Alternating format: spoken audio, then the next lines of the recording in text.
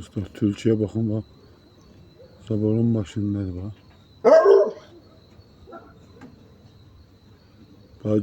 Bazı tülçüdür. Görünə oynadı. İtler de aşağıda, ikisi de startladılar, hərəsi bir yanda. Abursuz tülçüdür. Bilir it çıxmayacaq zaborun başına. Damın üstüne. Kod axtarır.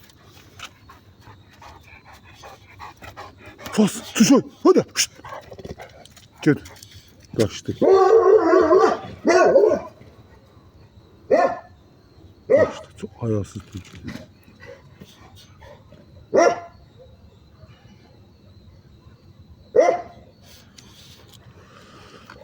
Gözlerimizi gördünüz ya.